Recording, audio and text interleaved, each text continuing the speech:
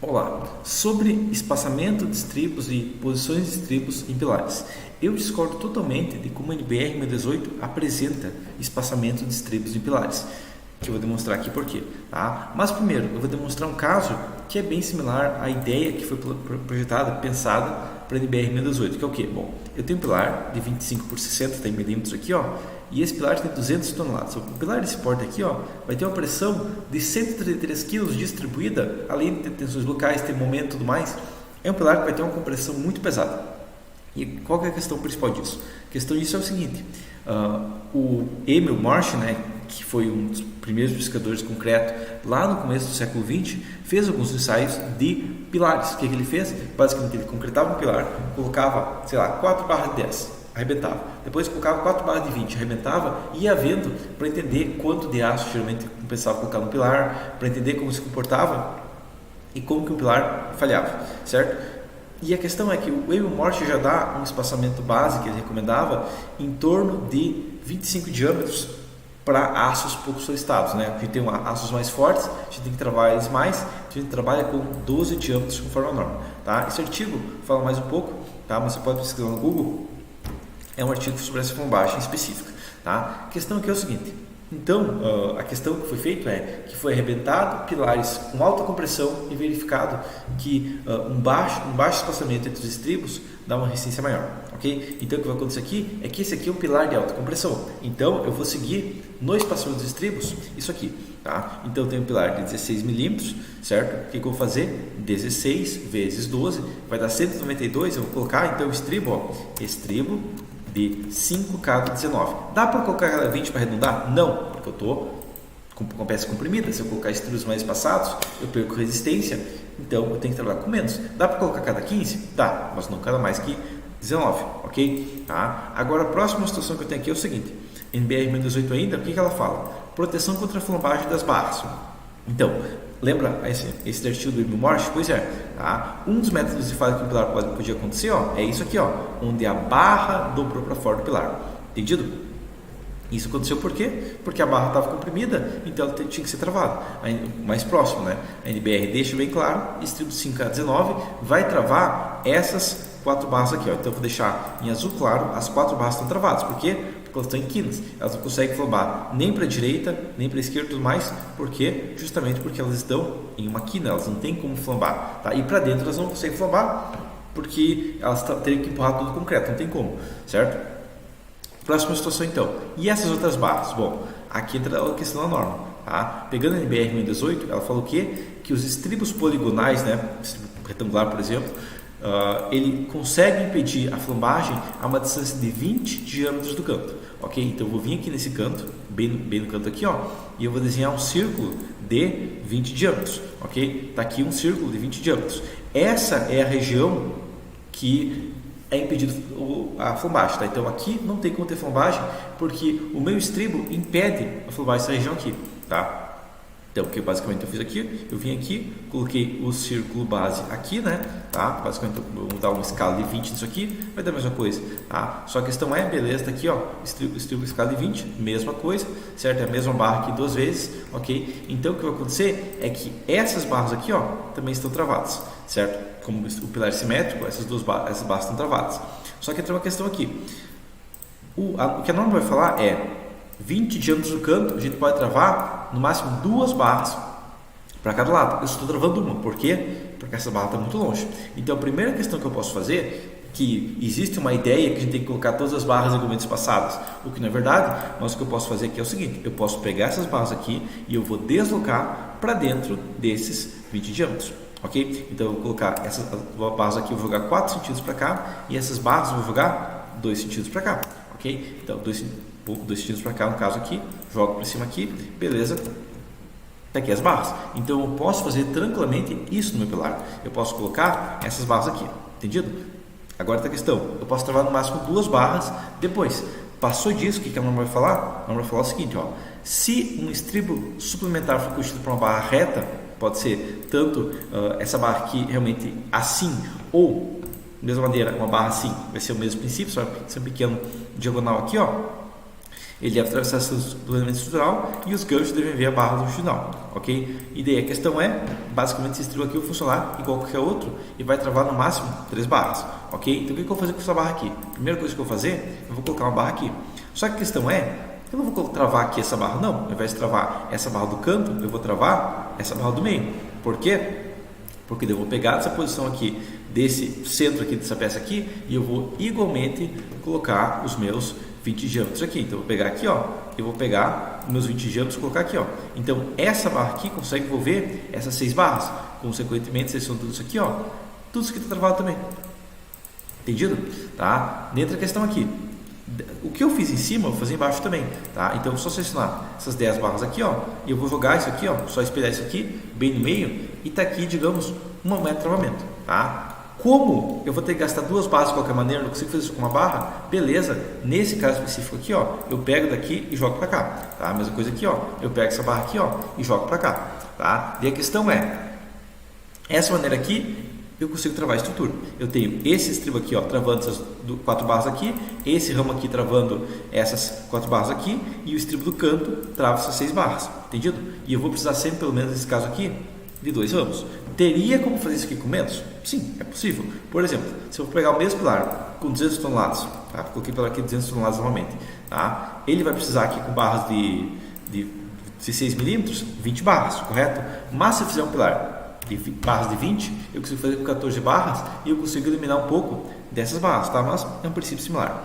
Agora, próximo caso, eu tenho um pilar de um galpão e um pilar de um galpão tem 3 toneladas de carga axial, o que é perfeitamente normal para o galpão. Mesma seção, só que esse pilar aqui tem 10 toneladas de forçamento, o que também é perfeitamente normal para o galpão, ok? Esse pilar aqui está armado com 12 barras 12.5, sendo 5 aqui e 2 aqui no meio, ok? Agora, qual a tensão média nesse pilar? Basicamente, eu vou ter uma tensão de 3 toneladas de força, dividido por 25, dividido por 60, enquanto o primeiro pilar tinha 133 kg, esse aqui tem 2 kg por centímetro quadrado, ok? Daí a pergunta é, um pilar com 2 kg por centímetro quadrado tem que seguir e vai se comportar de maneira similar a esses ensaios em pilar de alta compressão do Morse? Não, não tem nada a ver uma coisa com a outra. Isso aqui muda totalmente o conceito, certo? Esse galpão, essa estrutura aqui, ó, não é primeiro que ela não tem compressão pesada. Então, como que a estrutura vai falhar nessa história? Essa estrutura aqui, ela vai sofrer uma flexão pesada, certo? Um lado vai ter as barras solicitadas à tração e o outro lado vai ter o concreto da região solicitada à compressão, tá? Mas ainda assim, eu estou falando de 5 barras, 12.5 cada lado, 5 barras de 12.5 vezes 12.5 vezes π sobre 400 vezes 5 sobre 1.15, elas vão ter uma tensão máxima de 26 toneladas, ok? Dividido por uma FCK, sei lá, de 25 MPa, que vai ter 132 kg por centímetro quadrado de resistência limite, isso aqui vai ter que ter uma área de compressão de 146, que dividido por 25, vai ter uma zona de compressão de uns 6 centímetros aqui no topo, só realmente comprimido. Então, tem concreto sobrando aqui, tá? Eu tenho uma compressão muito pesada aqui.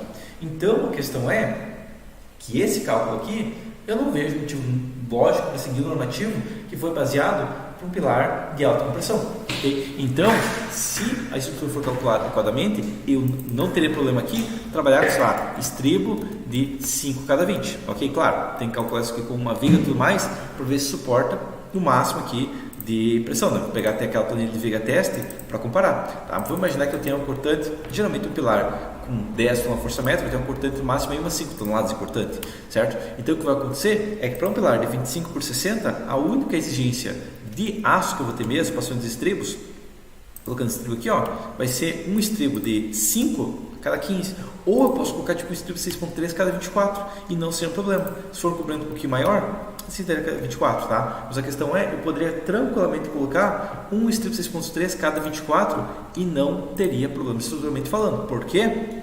Porque, no caso aqui 5 cada 15 por questão desse mínimo, ou um 6.3 cada 24, qualquer um dos dois casos suporta o cisalhamento, ok? E essa estrutura aqui, um pilar de galpão, tem esforços incrivelmente similares a uma viga, então armado como viga, entendido? Agora, próxima situação, eu tenho uma viga, certo? Essa viga aqui, vamos imaginar que seja uma viga de transição que suporta esse pilar aqui de 200 toneladas. O que vai acontecer? Bom, ela vai ser uma viga bem pequena, mas, mesmo que seja um voo pequeno e tudo mais, uma viga de transição vai ter, sabe, 16 barras de 25, é normal para uma viga que suporta um pilar de 200 toneladas. Ok? Vamos imaginar que essa viga foi calculada aqui, deu 2 estribos de 10 cada 22, certo? E 8 barras de 10 na parte superior para auxiliar na compressão, porque eu estou falando de uma viga que vai ter um momento fator tão grande que para suportar esse momento fator gigante eu tenho que colocar armador de compressão, ou seja, uma viga no domínio 4. Dentro da questão aqui, posso fazer 2 estribos de 10 cada 22 nesse caso? Não, eu não posso, será uma maluquice. Por quê? Porque uma viga, essa viga aqui, se ela tem o aço superior suportando compressão, esse aço tem que suportar compressão, ele está em risco de flombagem. Então, esse item da norma aqui, que fala que o espaçamento máximo dos estribos de um pilar é de 12 diâmetros, faria muito mais sentido se fosse o quê? Se fosse o espaçamento de peças no domínio 4, no domínio 5, ou peças onde o vergalhão necessita suportar uma compressão, é de 8 barras, no máximo 12 diâmetros. Aí faria sentido, tá? Então, ao invés disso, eu tivesse colocado 2 estribos 10 cada 22, seria colocado 1 estribo 10 cada 11. Vai manter a mesma taxa de aço. A diferença que eu vou ter é que eu vou ter essas barras aqui travadas, ok? Outra coisa que vai acontecer aqui também, se eu for trabalhar com uma barra só, então eu tenho que colocar ramos adicionais para travar essas barras aqui, ó, longe do apoio, ok? E também seria uma questão aqui, ao invés de trabalhar com 8 barras de 10, tá? Então, ao invés de trabalhar com 10 barras de 10 aqui, 8 barras aqui, ó, se eu trabalhasse com barras de 16, por exemplo, tá? Eu poderia trabalhar 8 barras, vezes 10, vezes 10, dividido por 16, dividido por 16, eu podia trabalhar com 3 barras de 16, que me dariam a mesma taxa de aço, mas que eles estariam muito menos. Provavelmente eu poderia colocar os estribos afastados, ou poderia, em vez disso, até trabalhar com barras de 20 milímetros, ok? E passaria com 2 barras, tá? Então, no caso desse, não tem 8 barras de 10, seria muito mais eficiente colocar 2 barras de 20 no topo. Por quê? Porque essas 2 barras de 20 podem ter um espaçamento maior entre os estribos. E essas barras aqui só tem resistência adequada se realmente eu tiver o espaçamento de estribos adequado, porque são barras comprimidas por ter uma viga no domínio 4, ok? E a questão é muito mais importante essa estrutura aqui, que eu tenho o aço solicitado na compressão pesada, ter estribos próximos, do que é esse pilar aqui do galpão, que tem 3 toneladas de carga axial e quando der vento vai estar tracionado, ok? O problema crítico do galpão é que ele é momento fator. E momento fator, a única coisa que vai importar é que eu tenha concreto na compressão, tá? Só que a diferença é que esse pilar aqui da 25 por 60 vai ter 10 kgfm, tá? Como ele é armado deslizado e tudo mais, dá uma taxa de aço maior. Mas um pilar de suporte aqui conseguiria suportar muito mais do que 10 kgfm. Eu posso até pegar aqui, ó, um pilar 25 por 60, FSK 25 e tudo mais. Até qual momento ele consegue exportar dentro do domínio 4, tá? Pegando pela planilha de viga teste aqui, só aquela planilha de estragar, eu falo do vídeo de estragar o pilar, 30 kgfm, beleza, 32 kgfm, beleza, 35 kgfm, 36 kgfm, ele suporta, 35.5 aqui, ó, ele suporta. Então a questão que vai acontecer é que o pilar de 25 por 60, até ele chegar em 35.5 kgfm, não tem motivo de colocar os estribos próximos para travar. E com certeza, quando chegar nesse pilar, sabe, de 35.5 kgfm, onde ele vai ter 6 barras de 20 de cada lado, com certeza fazer um pilar maior que isso, beleza? A questão principal aqui é que é muito mais importante a gente trabalhar com os estribos próximos em peças que estão solicitadas a flexão, ao invés de colocar estribos próximos só porque a peça é um pilar, tá? Não faz sentido colocar estribos próximos porque a peça é um pilar se eu não tenho compressão pesada, ok? Se eu tenho uma compressão pequena, se eu tenho uma seção muito robusta, eu tenho uma seção que se o aço falhar, eu não tenho problema porque eu tenho concreto sobrando para suportar a compressão, não existe necessidade de respeitar esse espaçamento. Agora, se eu tenho uma viga que a norma não exige, mas que tem uma compressão pesada, que tem um risco de flombagem da barra, sim, eu vou ter que travar os vergalhões, trabalhar com estribos próximos e garantir que essas barras não flambem. Entendido? Essa que seria a questão de uma maneira mais precisa de descrever, tá? Que eu tenho que travar barras comprimidas, não travar barras que fazem parte de pilares, certo? Mas por enquanto seria isso e até a próxima.